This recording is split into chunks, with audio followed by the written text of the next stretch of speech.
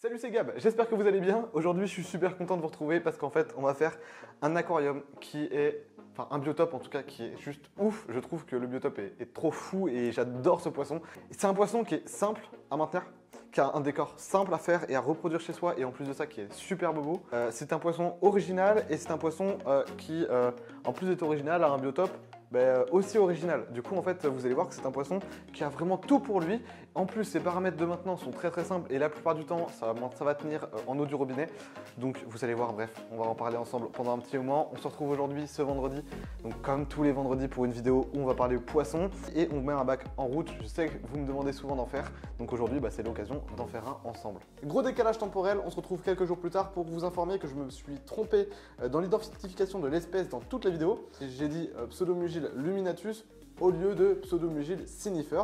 Donc je m'en excuse et du coup à chaque fois que vous entendez Pseudomugile luminatus, ce n'est pas cet animal qui est en question, c'est le cynifer. C'est pas la même espèce. Le luminatus vit dans des eaux qui peuvent être ambrées, qui peuvent être tannisées et des eaux avec un pH assez bas. Et le cynifer vit dans des eaux un petit peu plus dures avec des eaux très cristallines et beaucoup de plantes. Donc il faut bien distinguer les deux espèces et aujourd'hui on fait un bac biotope pour Pseudomugile cynifer et pas luminatus. Avant d'attaquer le biotope, j'espère que le projet va vous plaire parce qu'en fait on va se retrouver avec plusieurs bacs biotopes ici, on va tous les monter ensemble et on verra l'évolution de tous les aquariums ensemble. J'espère que le projet va vous plaire, donc d'ailleurs si vous êtes chaud pour voir plusieurs bacs biotopes juste à côté l'un des autres et qu'on puisse faire tout le montage ensemble, abonnez-vous à la chaîne et puis dites-moi en commentaire si ça vous plaît. Alors déjà c'est un poisson qu'on appelle qui fait partie de la catégorie des australo-guinéens. Ce qui dit australo-guinéen c'est tout simplement pour tout ce qui va venir d'Océanie à peu près, pour faire très grossier.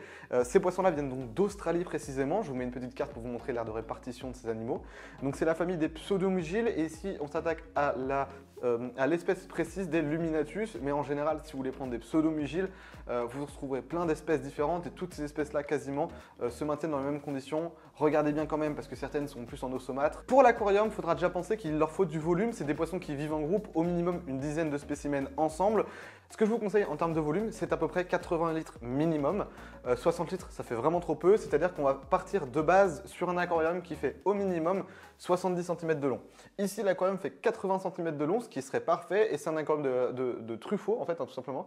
Donc c'est une cuve nue extra clear truffaut. C'est vraiment le top du top pour les aquariums classiques que vous pourrez trouver à pas cher. Une cuve comme ça coûte 91 €. Donc je leur fais leur petite pub parce que franchement, c'est des cuves que j'apprécie beaucoup. Donc c'est des cuves qui font 80 cm de long par 35 de large et 40 cm de haut. C'est de la marque Aquael. Quelques petites choses en plus qu'il faut qu'on précise avant d'attaquer le scape. Au niveau du matériel, il va vous falloir de toute façon un éclairage adapté parce qu'il y aura quand même quelques plantes.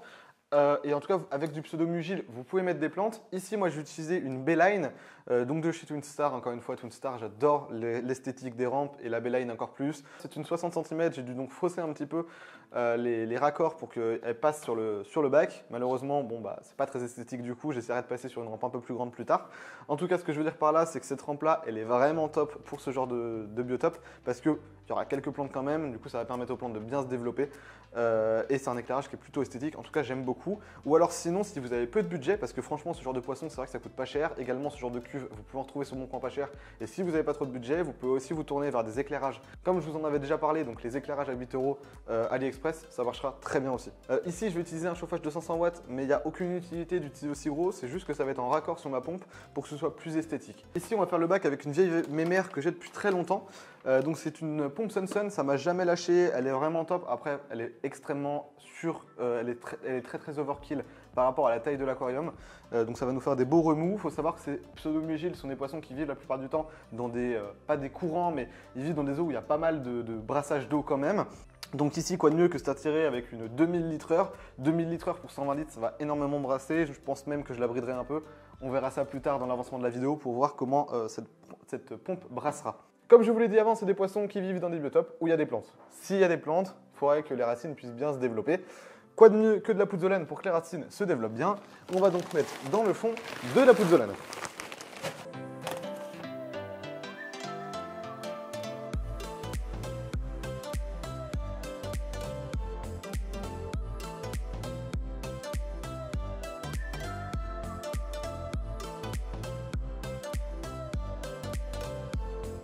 L'idée, c'est qu'on va essayer de tout dégager plus vers l'arrière pour que sur l'avant, en fait, et sur les côtés, on ne la voit pas parce que c'est pas du tout esthétique la pouzzolane. Donc, ce sera vachement mieux si vous ne la mettez pas vers l'avant. Ici, hop, on fait bien gaffe de pas du tout la mettre vers l'avant. Vers l'arrière, on essaye de faire une petite pente et de créer un petit peu de relief. Sans exagérer, évidemment.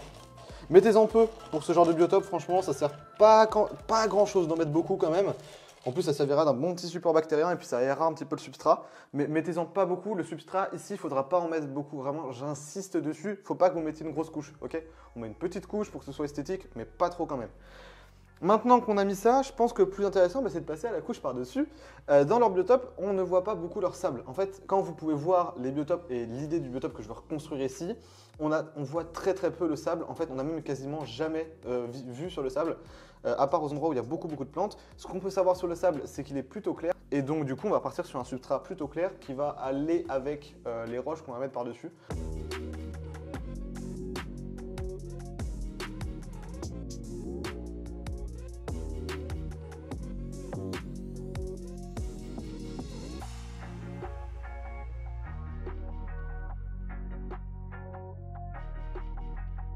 Comme vous pouvez le voir, on a remis un peu plus de sable que prévu. On a quand même mis une couche assez raisonnable. Donc on n'a pas vraiment mis beaucoup sur le l'avant. Regardez, on a quoi, même pas 2 cm je pense, un tout petit peu plus de 2 cm je pense sur l'avant, un petit peu plus sur l'arrière.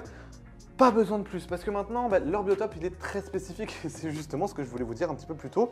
De toute façon, ils verront quasiment pas le substrat, c'est juste pour que les plantes puissent bien pousser parce qu'il y a quelques plantes. On a fait le choix de mettre l'aquarium sur son meuble maintenant parce qu'en fait, ce qu'on va rajouter à partir de maintenant, c'est que ça va peser plutôt lourd et après, ça aurait été très compliqué de déplacer l'aquarium. En tout cas, l'éclairage est mis pour que vous puissiez bien voir la couleur du substrat qui est plutôt clair et pas plus foncé comme on le voyait avant. Pour leur biotope, c'est ça qui est le plus délicat, c'est parce qu'en fait, c'est un biotope qui est fait quasiment que de pierre et de pierre granitiques. Donc, vu que c'est du granit, on va simplement mettre des roches de granit, des galets de granit comme on peut retrouver dans la nature. Leur biotope est vraiment magnifique, personnellement c'est extrêmement beau parce qu'en fait c'est une eau claire avec des roches simples, des galets de granit simples et l'aménagement complet avec les poissons qui se baladent, c'est juste incroyable, c'est pour ça que j'ai fait le choix de faire ce biotope là ici. Il faut savoir que les roches de granit, vous pouvez en retrouver quelque part dans la nature, c'est très compliqué personnellement dans ma région et dans l'ouest de la France, c'est quasiment introuvable. On peut en retrouver un petit peu dans le nord, je sais, des galets comme ça, mais après prendre dans la nature c'est toujours pas top. Ici, les galets, aujourd'hui j'ai la chance de pouvoir vous en fournir sur Aquabiotop. Donc si vous voulez ce genre de roche, justement c'est les cailloux by Aquabiotop. Vous retrouverez exactement les mêmes roches sur la boutique en quantité limitée pour le moment, mais bientôt on aura des réassorts en plus grande quantité. En tout cas, ce que je vous propose, c'est qu'on passe à l'aménagement tout de suite et que je vous explique mes 2-3 petites astuces pour qu'avec des caillasses, on ait un rendu plutôt bien. Il y a un truc qu'il faut préciser, je vois souvent sur la boutique, donc ça fait une semaine que les pierres sont mises en vente et j'ai eu quelques commandes. Je vois que certains ne prennent qu'une roche, qu'un type de roche par exemple, c'est pas top. Vraiment, si vous voulez chercher à faire un biotope, en tout cas si c'est juste pour de l'aquascape, prendre une seule taille, c'est pas dérangeant.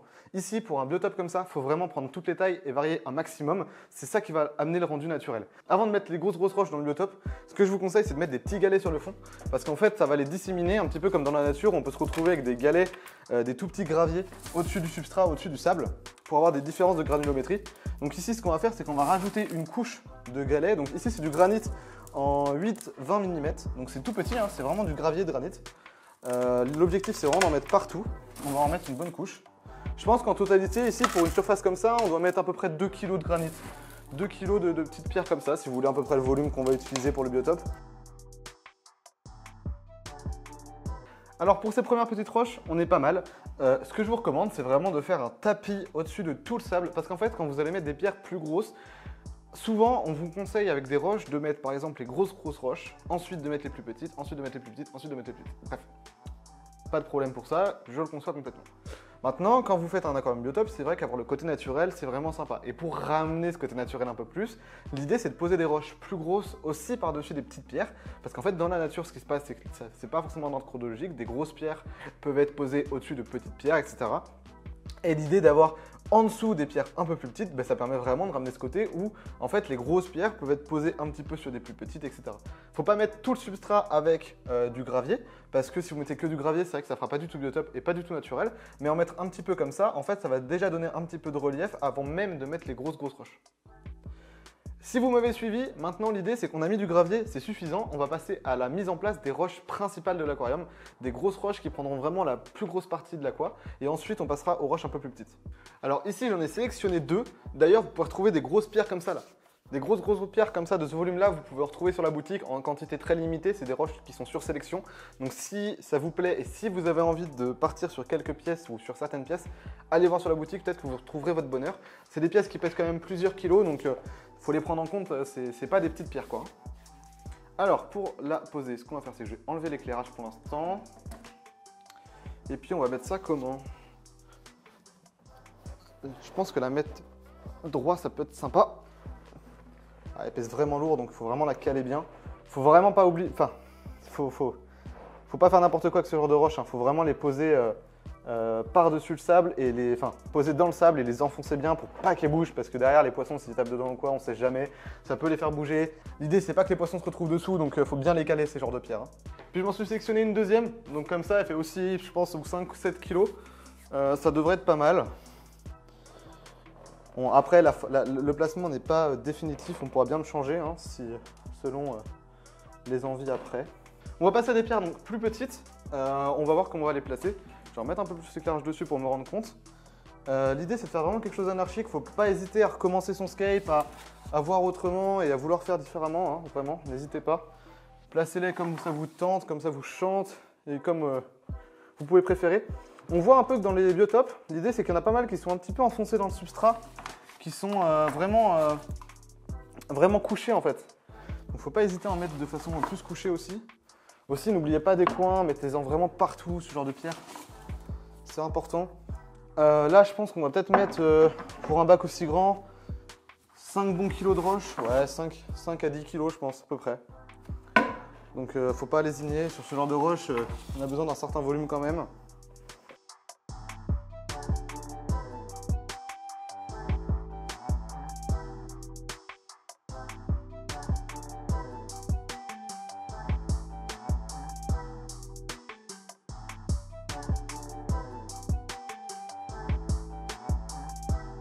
On va mettre une granulométrie en dessous, un tout petit peu plus petite, voir ce que ça peut donner.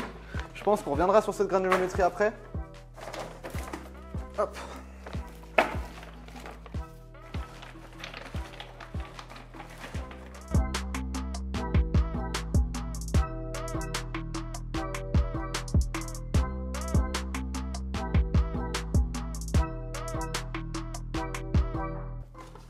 Là, on va passer encore à une roche un tout petit peu plus petite. Pour l'idée de recouvrir encore une fois celle-ci, on va repasser encore une couche par-dessus. On passe donc à la taille un peu en dessous, comme je vous l'ai dit. Là, on va vraiment venir recouvrir tout ce qu'on a fait juste avant. Faites pas comme moi, ne laissez pas tomber vos pierres.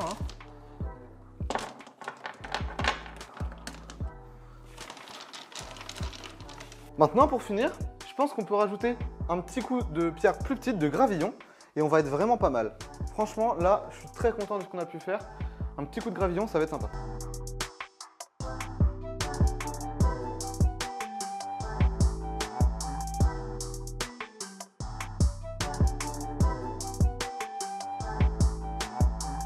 Alors, comme vous pouvez le voir juste derrière moi, je me suis fait un petit kiff. J'ai mis des racines de Tiger Wood que vous pourrez retrouver sur la boutique. J'en ai mis quelques-unes juste entremêlées les unes entre les autres. C'est des déclassés si vous voulez savoir exactement ce que j'ai pris sur la boutique. Et juste pour faire un petit côté berge, parce que je kiffe trop les berges en fait. Bon, je parle pas plus, je vous laisse admirer le rendu et me dire ce que vous en pensez en commentaire.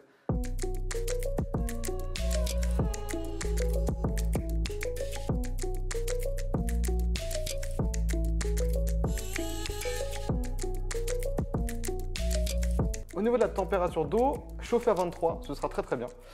Donc on va se mettre à 23-24 degrés. Au niveau du remplissage, on ne va pas remplir entièrement, on va laisser ça parce qu'au cas où si les poissons sautent, vous voyez, c'est des poissons avec des grosses nageoires, donc ils peuvent facilement sauter. Là du coup on est pas mal quand même. Ce qu'on va faire, c'est qu'on va remplir l'aquarium, mettre le filtre en route, mettre tout en route et puis on va voir le rendu final.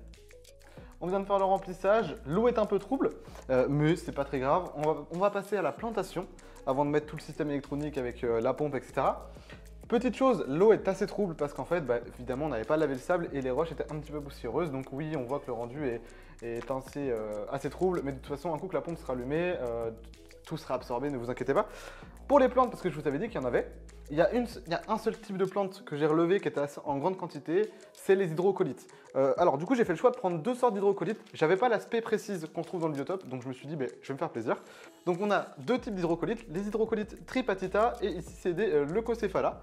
L'idée c'est d'avoir 2 tailles différentes, on va les mettre dans des coins différents.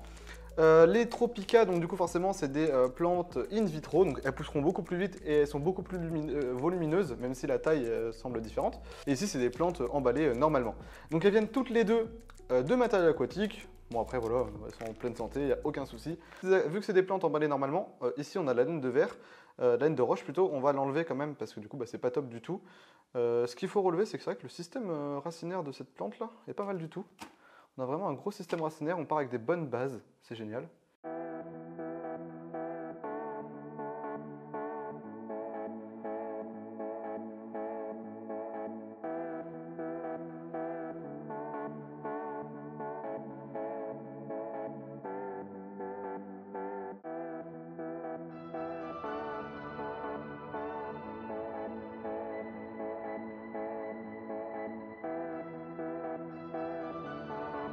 Alors j'ai placé les hydrocolites, donc les premières, un peu comme je le pouvais, comme je le sentais, parce que c'est vrai que forcément, bah oui, on a tellement de roches que c'est compliqué de bien les enterrer et de bien les mettre comme on le souhaite. On va passer au pied in vitro, donc là on va voir comment on va le planter aussi, c'est pareil, ça va être aussi délicat parce que franchement, c'est pas simple à planter hein, avec tout ce substrat, on s'en doute, enfin toutes ces roches.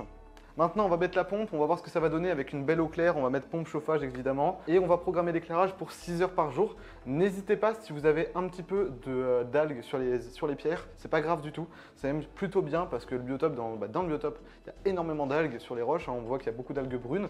Donc s'il y a un peu d'algues brunes, c'est pas grave. L'idée, c'est que les plantes quand même aillent bien et poussent un petit peu. Ce serait sympa d'avoir un accord de biotope assez coloré avec des bonnes couleurs. On se retrouve donc quelques jours plus tard pour voir le bac et son évolution. Déjà, ce qu'il va falloir que je vous dise, c'est que pour les cannes de rejet et d'aspiration, normalement je devais mettre des ventouses, mais j'ai oublié d'en récupérer. Donc il n'y a encore pas de ventouses, vous inquiétez pas, ça va être mis dans les prochains jours. Pour l'instant, c'est juste que je n'en avais pas. Au niveau de la conception de l'aquarium, le bac tourne très bien. Les plantes commencent à bien se développer, enfin elles se développent pas vraiment parce que ça fait seulement 4 jours que le bac est lancé, mais on voit déjà que les plantes commencent à reprendre un petit peu leur peps et leur énergie. Donc c'est plutôt bien. Au niveau du brassage, 2000 litres/heure, c'est pas mal. En fait, finalement, je pensais que ça allait être un petit peu trop et c'est même justement tip top, donc je vous conseillerais au moins 2000 litres/heure. Au niveau de la température, ici le bac est chauffé à 23 degrés, c'est pas mal pour les pseudomugiles sinifères. Donc je vous recommande cette température-là qui sera vraiment adaptée. Pour l'avancement de l'aquarium, j'en suis très content. On voit des débuts d'algues sur les roches. Ça me fait très plaisir, je kiffe énormément. Parce que les algues, c'est vrai qu'on a beaucoup d'algues brunes, etc. dans les biotopes. Et donc remettre des algues, enfin avoir des algues qui commencent à se développer dans l'aquarium, c'est top. Juste, il ne faut pas en avoir trop, il faut savoir les réguler. Pour l'instant, je fais exprès d'avoir à peu près 8 heures d'éclairage par jour pour avoir un petit peu d'algues. Finalement, j'avais commencé par 6 heures et puis je me suis dit, vu que je veux des algues, j'ai augmenté un petit peu. Aujourd'hui, je suis à 8 heures. Au niveau du rendu du bac, donc il y a un petit peu les champignons qui commencent à apparaître sur les racines, c'est normal, ça va partir tout seul au bout d'un certain temps. Aussi, les racines, je pense que d'ici la prochaine vidéo, quand on introduira les poissons, je mettrai d'autres racines pour qu'on fasse vraiment des racines sur toute la hauteur, pour que la partie haute de l'aquarium soit aménagée, parce qu'on s'en rend pas compte, mais la partie haute pour l'instant n'est pas très aménagée et j'aime pas trop ça, donc je vais rajouter un petit peu des racines, je pense, sur toute la hauteur. Au niveau de la rampe, la B-line, elle est vraiment sympa pour le rendu, ça fait très naturel et très cristalline, j'adore. Et également, je vais essayer de mettre un fond blanc dans le fond de l'aquarium parce que je trouve que pour l'instant, le fond n'est pas joli, donc ça me plaît pas de ouf. Je mettrai un petit fond blanc. En tout cas, pour l'instant, on va attendre au moins 3 semaines le temps que l'aquarium soit cyclé, vous le savez très bien. J'espère que cette vidéo vous aura plu. On se retrouve vendredi prochain pour une autre vidéo et dites-moi ce que vous avez pensé de l'aquarium et également du nouveau concept où on va faire un petit peu plus de montage de bac dans des poissons complètement différents de ce que j'ai l'habitude de traiter.